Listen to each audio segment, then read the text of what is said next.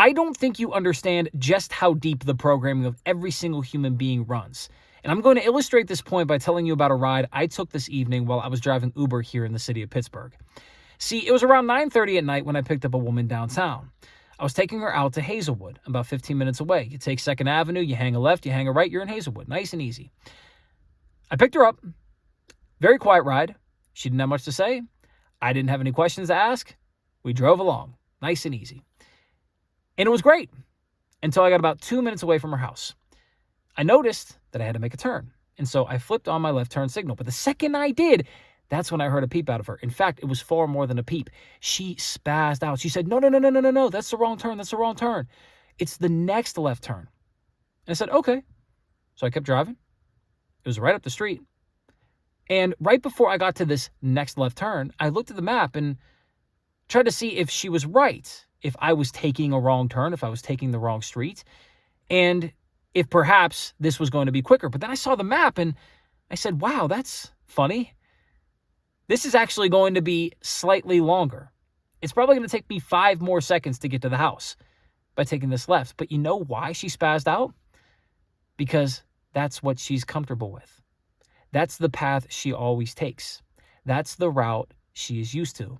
One slight alteration, one slight change in the route, and all of a sudden, boom, boom, boom, there's bombs going off in her head.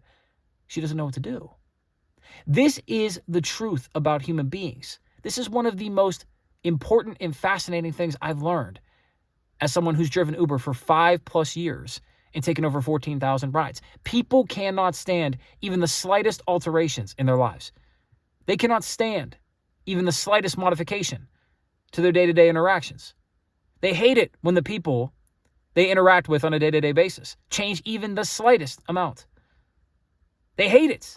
They can't stand it because they have these constructions of what every single person they know is, of what every single building they've seen is, of what every single neighborhood they've seen is, of what every single genre of music they've seen is. They've classified everything. And so every single alteration, even the tiniest tweaks, is enough to send them into a frenzy. I see this in Pittsburgh all the time. In fact, if you're a Pittsburgh native, you know this. People from the North Hills don't travel to the South Hills. People from the South Hills don't travel to the North Hills. From the East, not to the West. And from the West, certainly not to the East. People in Pittsburgh think this is a big city. They think this is a really big town, but it is not a big town. Anyone who's not from Pittsburgh knows that this is hardly a city at all. This is about as small as you could get and still call it a city. But yet, people from the North Hills will not go to the South Hills. I know this because I grew up in the North Hills. We never went to the South Hills. I only started going to the South Hills in high school because I was dating a girl in the South Hills. That's the first time I ever went there. And I got lost because I had no clue where I was going. And I also didn't have GPS because my phone died because I was a dummy and I didn't charge it before going on the date.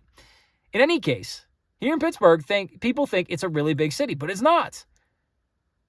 People are stuck in their ways. They're stuck in their routines. They go to the shopping center on their side of town. They go to the mall on their side of town. They go to the bars on their side of town.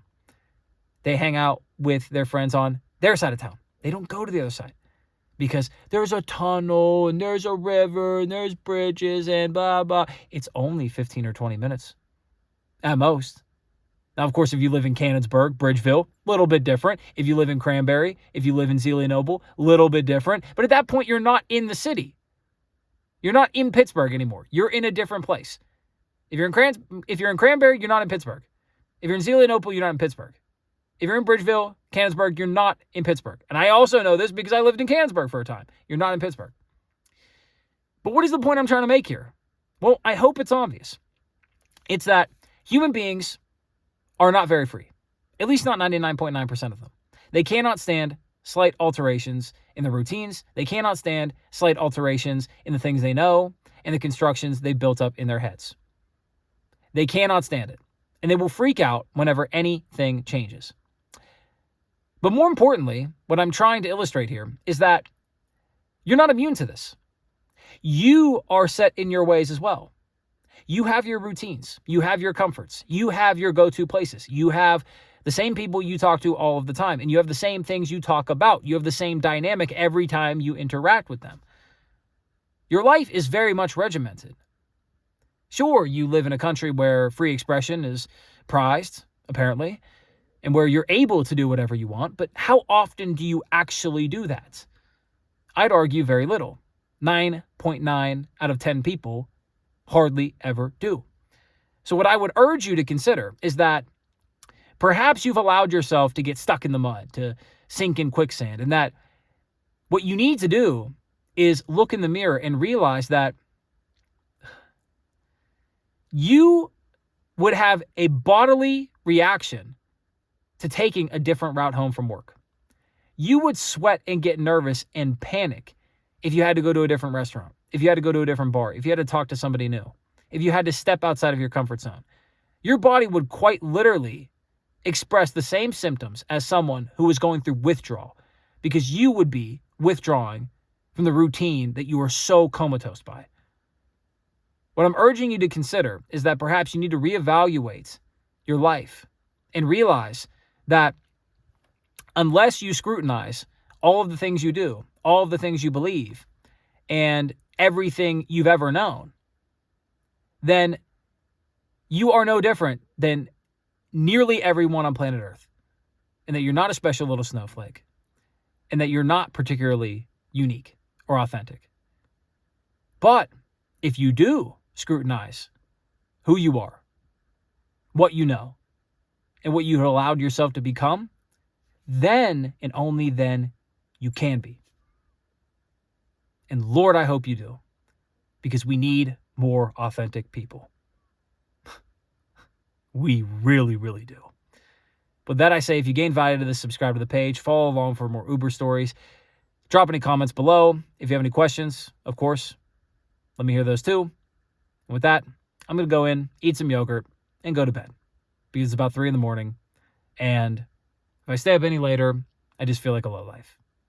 So with that, I say adios.